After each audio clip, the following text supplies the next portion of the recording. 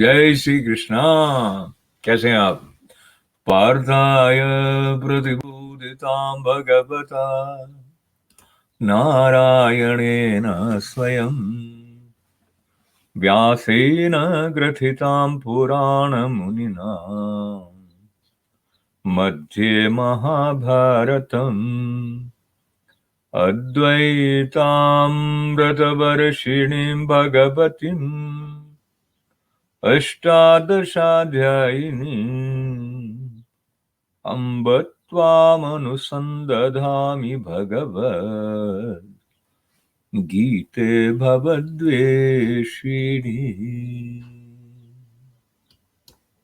गीता माता की जय। और साथ साथ योगेश्वर जो गुरु रूप में हमारे साथ हैं, अर्जुन उनके सखा हैं, उनके निमित्त जो पीयूष वाणी, जैसे अमृत वाणी कहते हैं, वो श्रीमद् भगवद गीता से बहती हुई हम तक आ रही है। कुछ प्रश्न हमारे अर्जुन पूछ चुके होते हैं तो हमें पता लग जाता है, और कई बार हम अपने स्तर पर एक अधीरता लिए हुए होते हैं। अब युद्ध का मैदान है तो ये सारे अभ्यास कैसे करेंगे, या इतना सोचने की आवश्यकता है क्या कि मैं कौन हूं, गुणों का क्या रोल रहता है मेरे लिए, इत्यादि।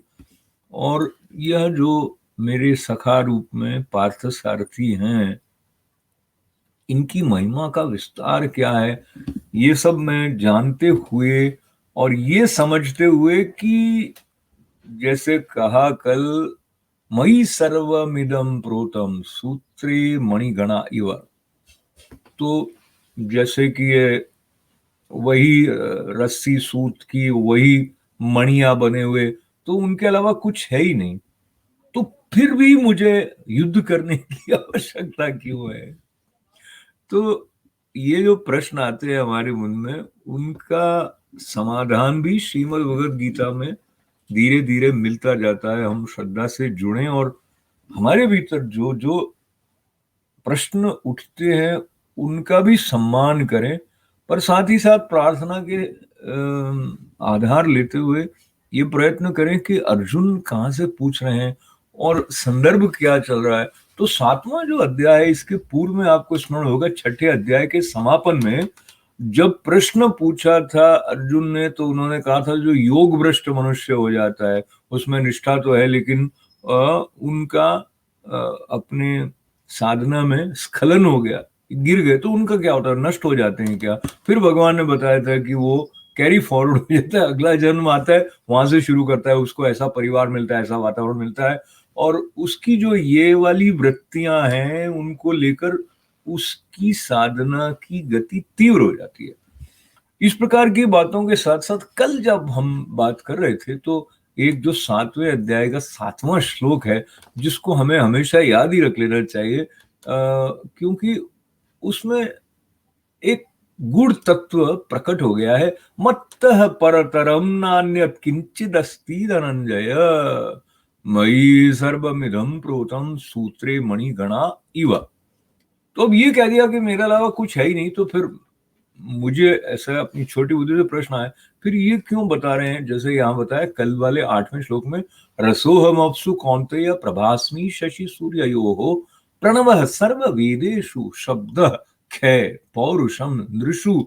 तो इसका अर्थ हमने कल देखा था, जल में रस मैं हूं, और उस प्रकार से जो प्रभा है शशि की यानी चंद्रमा की, और सूर्य की वो भी मैं हूं, और शब्दों में ओंकार में हूं, और आकाश में शब्द में हूं। इस प्रकार का यही वाला भाव आज के जो 2 श्लोक हम ले रहे हैं उनमें आगे बढ़ रहा है।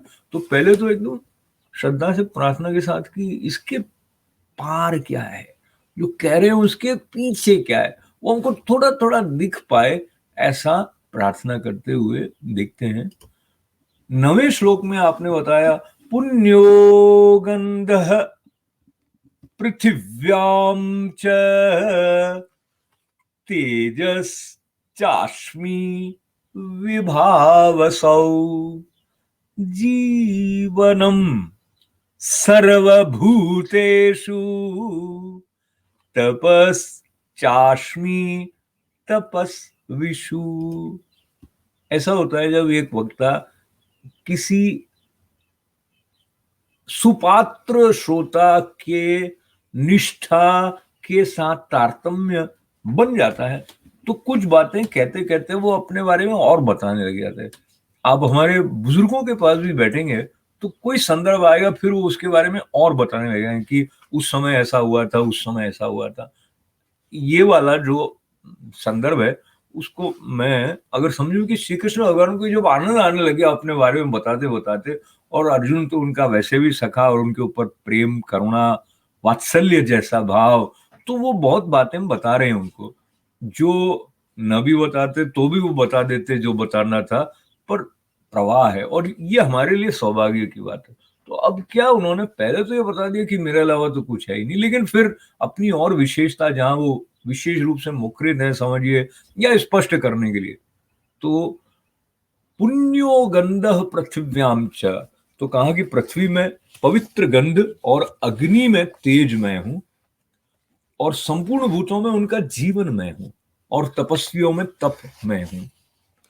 अब पुनः ये संदर्भ कभी कभी आ जाता है, तो ये जो सनातन चिंतन है, इसमें कोई बाउंड्री है नहीं, क्योंकि ये ईश्वर जो हमारे प्रकट हो रहे हैं, पद्मनाभ की वाणी, वो क्या कह रहे हैं, पृथ्वी की बात कर रहे हैं, और पृथ्वी सबके लिए है।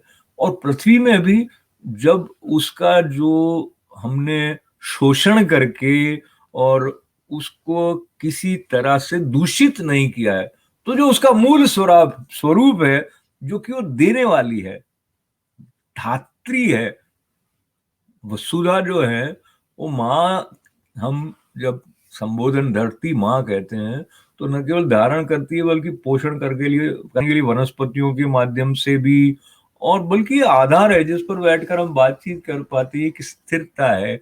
ये सब पृथ्वी जो पुण्य गंगा, पवित्र जो पृथ्वी है, उसका पावित्र्य कह दीजिए, पुण्य मैं हूं श्री कृष्ण, और जो अग्नि है उसका तेज मैं हूं। तो कई बार ऐसी अग्नि भी होती है उसमें तेज नहीं होता है, कई बार आप देखेंगे सूर्य भगवान है लेकिन ऐसा लग रहा है कि धूप में कुछ ऊष्मा नहीं, तो यहाँ वो स्पेसिफाई अपने बारे में बताते हुए कह रहे हैं कि जो अग्नि में तेज है वो मैं हूं।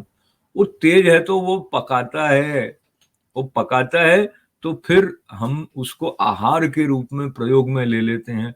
और अग्नि जो है वो पूजनीय है, ऐसा वेदों में भी आता है, और वेद का जो प्रारंभिक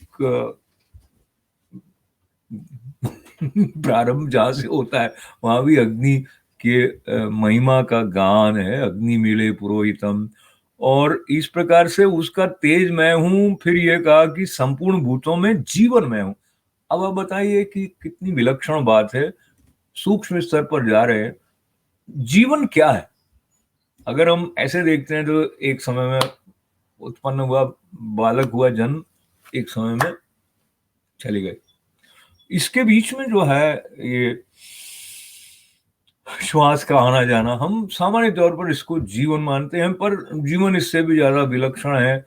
विलक्षण इस अर्थ में है कि जीवित होने का प्रमाण क्या है, कि आप जुड़ रहे हैं जीवन में। योग अपने आप ही घुला मिला है।